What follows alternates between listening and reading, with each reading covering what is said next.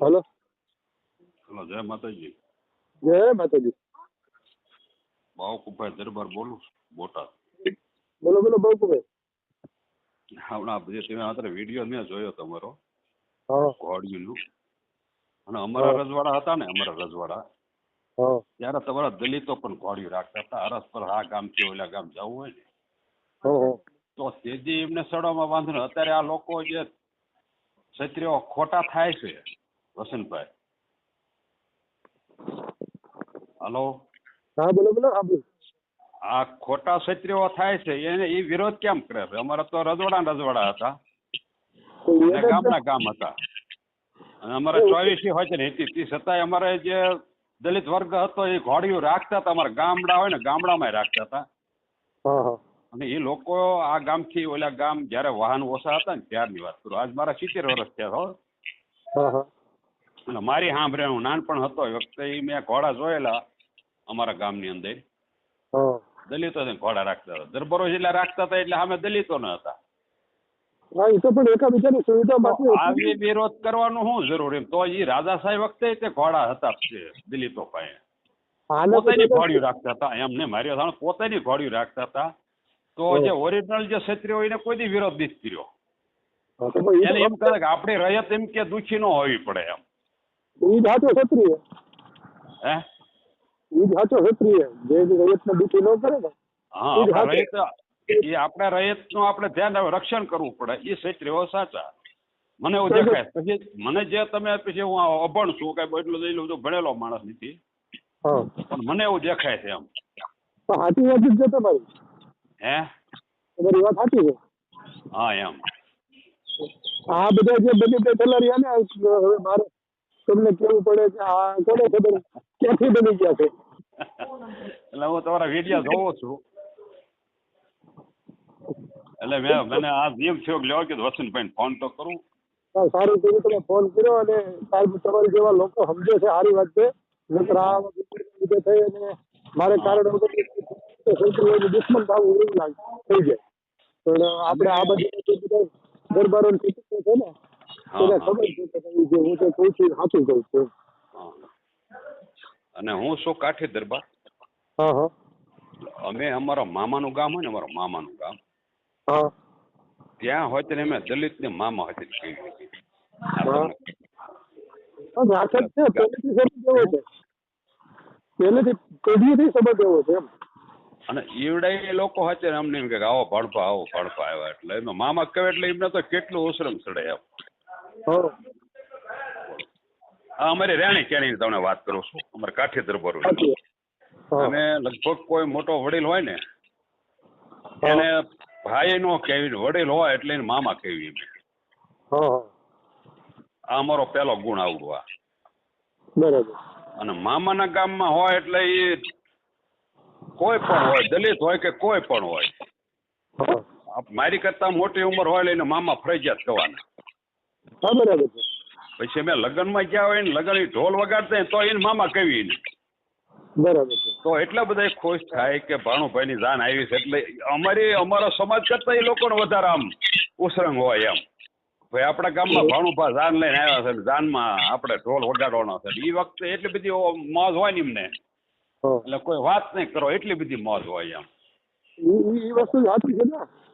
હા હા આ તો ઠીક છે. અને ઓલા નથી કહેતા અધૂરો ઘણો વધારે છલકાય. હા હા અધૂરા છે અને ખબર નથી હજી. અધૂરા ઘોડા જલ્દી સલકાઈ જાય. ક્ષત્રિય કેવા બલિદાનો આપ્યા છે, ક્ષત્રિય કેટલું ભોગવું છે, કઈ જે વિચાર ક્ષત્રિયો છે ને, જે એને સમુદ્ર જેવું પેટ હોવું પડે. સાચી વાત છે. એ ક્ષત્રિય ગણાય. તો પછી અને માથા જે દીધા ને એ માથા હોય તે દે. હા બેની દીકરીઓ હાટું ગૌ બ્રાહ્મણ એની હાટું જે માથા છે ને એ ક્ષત્રિયો હાચા. હા અત્યારે સમય અનુસાર આ બધા જે ક્ષત્રિયો અસલ ક્ષત્રિયો છે ને સાનામના હંકેલા બે ગયા છે વસંતભાઈ. આ ચોખ્ખી વાત. હવે આવા ફળાવા જાગે એટલે અમને મન દુઃખ થાય એમ. હા બરોબર. હા હા એટલે આવું છે એમ. કઈ વાંધો નહીં. આવા તો તો અમારે કાઠી દરબારોમાં હા ભક્તિ ગણો ને ભક્તિ હા તો અમારે કાઠી દરબારોમાં, હા બીજા નંબરમાં તમારા દલિતમાં કાઠી દરબારો એટલે ભક્તિ. બાકી બીજા કોઈ વણમાં હજી ભક્તિ મેં ભાળે નથી. હા સંતો મહંતો તો થઈ ગયા, મોટા ઋષિ મુનિઓ જેવા થઈ ગયા હોય તો તમારા સમાજમાં થઈ ગયેલા છે. હા આવું કોઈ વિચારતું નથી આમ. ના એવું ક્યાં કોઈને આવડે. બરોબર. બધાને પોતાની જાતિનો ગર્વ લેવો છે, પણ એને હા ખુદને ખબર નથી કે અમારી જાતિએ શું કર્યું છે ને કેમ કર્યું છે. હા હા બરાબર. તમે તમે જે એટલી બધી વાત કરી બરાબર, હા 100% સાચી વાત કરી. હવે ઓલો કાલે જે વાતો કરતો હતો એ એમ કે છે કે મને રજવાડાઓથી આયલું આવે છે, દલિતોને ગોળીમાં કેમ કરે છે. હવે આ કોને કરે છે? આ તો લગ્નની વાત તો જુદી છે. આમાં કેવું હતું, અમારી આ રાજાશાહી હતી ને ત્યારે કોઈ પણ વનનો વરાજો હોય એટલે એને 3 દીનું રાસ ગણતા હતા. હા એટલે દરબાર હોય તો એકવાર ખાઈ જતા હતા.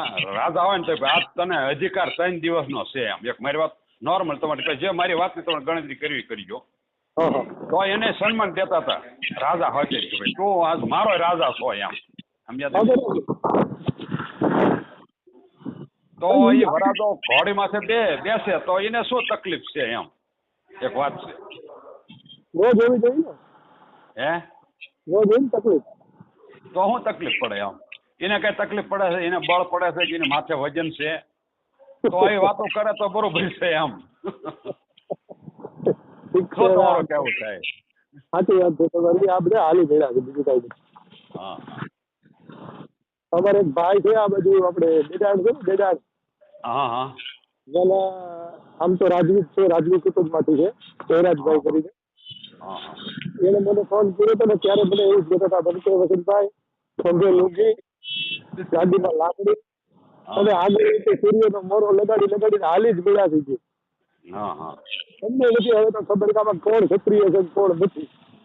હસતું જ ન રહી ક્ષત્રિયોનું મન મોટા હોય વસંતભાઈ, હા હા અને અત્યારે બધાને ક્ષત્રિયો થઈ જવું છે સાચી વાત છે. એ પ્રમાણે ગુણ નથી. હા એમ ક્ષત્રિય થવું એ પ્રમાણે ગુણ નથી ને એ પ્રમાણે રે એમ કરે. હા હા હા ગુણ હોવો જોઈએ એમ. તો ઠીક હવે છે આમ હાલ્યા. છે તમારા દલિતનો છોકરો જો ફૂલેકા સીડ્યો હોય તો જે ઓરિજિનલ ક્ષત્રિય હોય એની સાચી ગજ ફૂલે. હા ભાઈ આજ મારી રયતનો છોકરાને ફૂલેકો છે એ જોઈને રાજી થાય એમ. સમજ્યા તમે?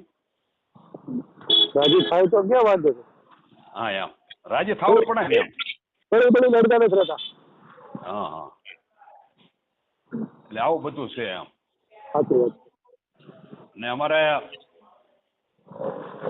જે અહીંયા ગોંડલ પાસે રહ્યું હા તળાવ આ જેતપુર, હા જેતપુરનો ઇતિહાસ છે અમારે.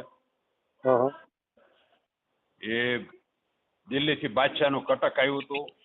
એમાં ચાપરાજ વાળા તમારા કાઠી દરબાર હતા. હા અને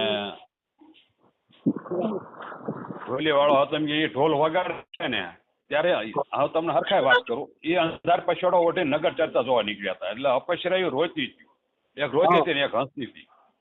હા નાના માટે વધારે વાત કર્યા જેવું થાય એમ.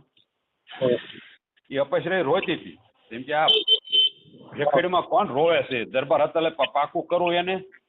હા કે આ જે રોવે છે એને કે તમારા ગામનો જે ઢોલી રહ્યો એ કાલ કે યુદ્ધ થવાનું તમારા ગામમાં મોટું જબરનું, એ પહેલો મરાવાનો છે, એને એ વરવાનો છે ને મારે કે તમને વરવાનો તો પછી તમે કે મરવાના, એટલે તમને હું વરવાની એટલે હું એમાં દાંત કાઢું છું. પછી કે એની પહેલા હું મરી જાવ તો કે એ રોવે છે ન રોવે એમ, તો કે એની પહેલા હું મરી જાઉં. પછી એને આ કટક આવ્યું એટલે એને ગઢને કાંગરામાં છે હાકળે કઈ બાંધી દીધો ઢોલીને.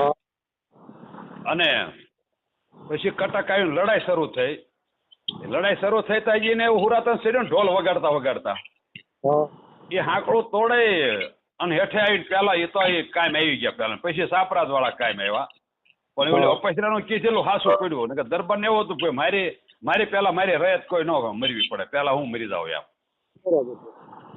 આવું હોવું પડે એમ. એ સમયના એવા વિચારો હતા.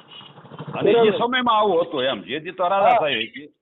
પણ અત્યારે કોઈ પણ રાજા સાહેબ થયા નહીં. હવે આ બધા શું લઈને મંડાણા કે ખબર પડતી નથી. હા, અત્યારે આટલા બધા ભણેલા ગણેલા જે ઇતિહાસો જાણે છે, પહેલા તો આપણી પાસે એવું કોઈ વાંચવા લખવાના સાધનો નહોતા. હવે તો આ મોબાઈલ થયા છે અને આપણને બધું સાચું ખોટું જે થાય એવું બધું આપણે જાણી શકીએ છીએ, જોઈ શકીએ છીએ, પણ છતાંય આપણે એને વળ મૂકવું નથી. હા હા હા આવ ખોટી રીતે. હા હા ઠીક છે દરબાર, તમારે એને વાત કરીને બહુ મજા આવી. હા તો આવી રીતે ક્યારેક ક્યારેક ફોન કરતા રહેજો, યાદ કરતા રહેજો. મજા આવી ને? હા, બહુ મજા આવી. ભલે ભલે, જય માતાજી. જય માતાજી, જય માતાજી.